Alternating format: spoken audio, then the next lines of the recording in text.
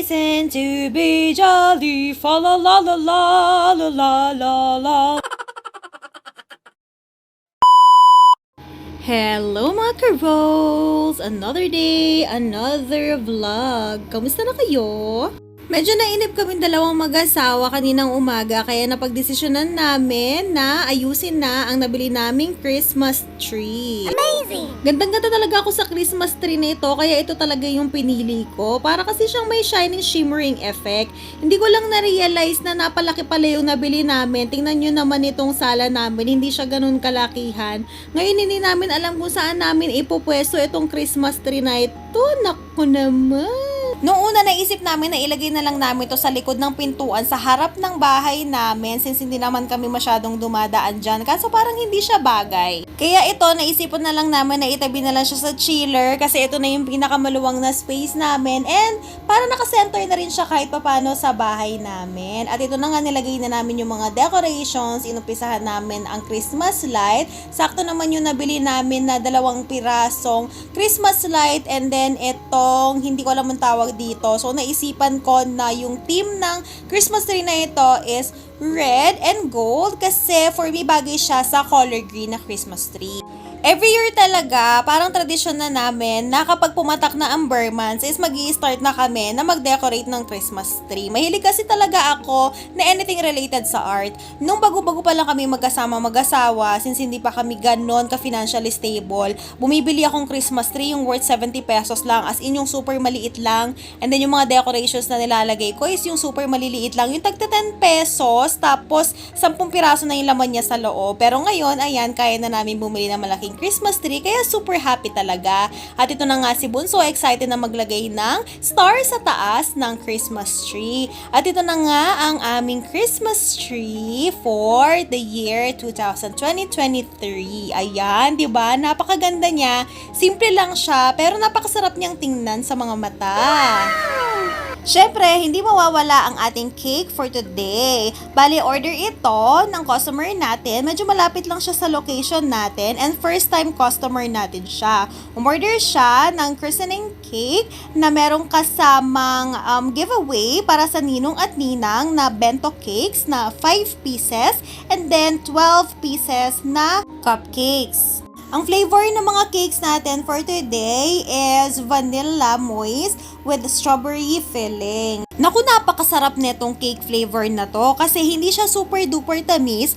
Yung tipong pagka natikman mo na siya is uulit-ulit ka kasi sakto lang talaga yung lasa niya. And then nagko-complement kasi yung vanilla cake natin dun sa strawberry filling natin. Kung nakita ninyo kanina, strawberry flavored ang ginamit natin ng ACC. And then hinalo natin siya sa ating ACC whipping cream. Napakasarap talaga ng combination ng cake na ito. It's a must try. Simple lang ang design ng bento cake natin. So, color pink lang siya.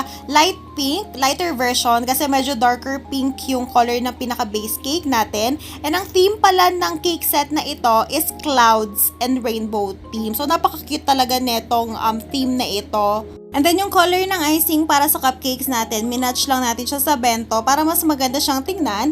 And naglagay lang tayo ng white draggies para syempre maganda rin siyang pang-design kasi ilalagay ito sa dessert table. At ito na nga, i-assemble na natin yung ating 1-tier cake. So same flavor lang siya, vanilla strawberry. And ganito ako mag-stack ng vanilla strawberry cake, lalo na kapag yung palaman ko is syrup.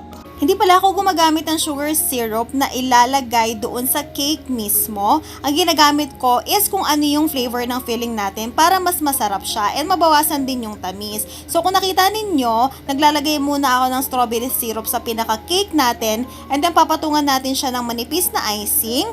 Lalagyan siya ng border sa side bago ilalagay yung pinaka-strawberry filling natin. Bakit ko to ginagawa? Kasi nung last time na gumawa ako ng bento cake para sa amin lang, hindi ako naglagay ng icing doon sa cake bago ko nilagay yung filling natin na syrup. Ang nangyari is sinipsip nung cake mismo yung syrup natin. So, super mamasa-masa yung cake. Although masarap siya, pero for me, hindi ko gusto yung texture. Kasi nga, syempre, basa yung cake.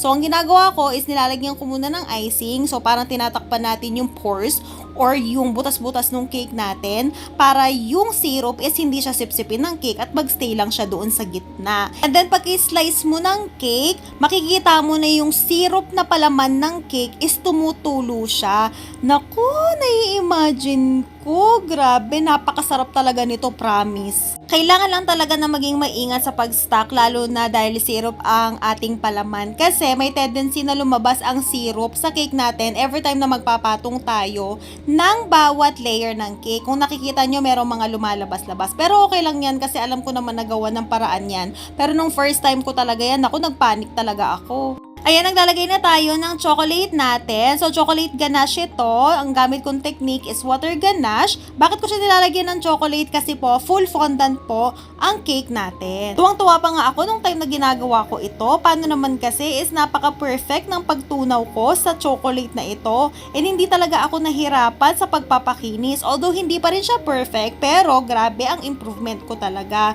And ito pala ang technique ko talaga sa pagbabalot ng fondant sa ating cake. Paneling method, dito kasi talaga ako sanay, hindi talaga kasi kami batin nung saklob, nasisira at napupunit kasi talaga yung fondant pag ganun yung technique na ginagamit ko.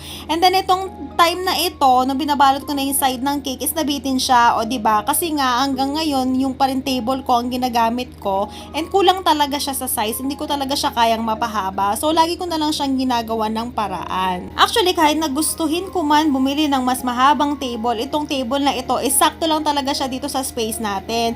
So sana in the future makaipon-ipon tayo and makabili naman tayo ng bahay natin or mansyon, 'di ba? Or kahit baking studio man lang para man lang makabili tayo ng mas mahabang lamesa, 'di ba? Manifesting, alam natin na balang araw darating 'yan. Kailangan lang natin ng maraming sipag at tiyaga. And then ayan, naglagay na ako ng pambalot sa may bandang ilalim kasi ganyan talaga yung sa inspiration na sinend sa atin.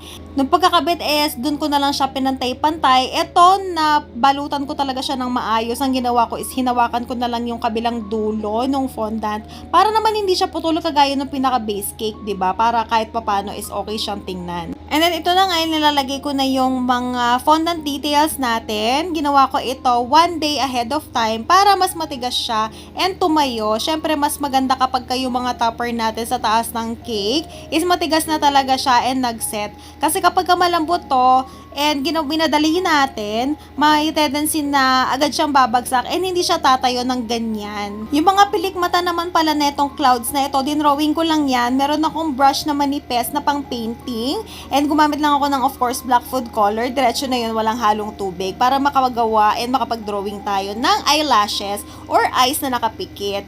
And syempre, ito na yung rainbow natin. Favorite ko to actually. Ewan ko ba, na-excite ako palagi kapag merong rainbow na details yung cake. Kasi tuwang-tuwa ako kapag ina-assemble ko siya. Lalo na iba-iba kasi siyang color. Although, medyo nakakapagod siya. Pero, ewan ko, basta tuwang-tuwa talaga ako. By the way, yung ginagamit ko palang pandikit dyan is water lang. Sa lahat ng mga full fondant cakes na ginawa ko, so far ha, ito pa lang yung para sa akin, perfect na siya. Although, syempre, sa iba, hindi pa to perfect. Pero sa akin, okay na ito kasi nakita ko talaga yung improvement ko dahil dati sobrang hirap na hirap talaga ako. Nasa-stress talaga ako pag gumagawa ako ng full fondant. Pero parang ngayon, na-enjoy ko na siya. And dahil marami na nagtitiwala sa akin, lalo na magpagawa ng full fondant, marami na tayong opportunity na makapag-practice pa talaga at lalo pa nating ma-improve ang ating mga gawa. And ito na nga, final touch na tayo para sa bento cake natin and naglagay lang ako ng dedication dito. Like, thank you for coming from Gian.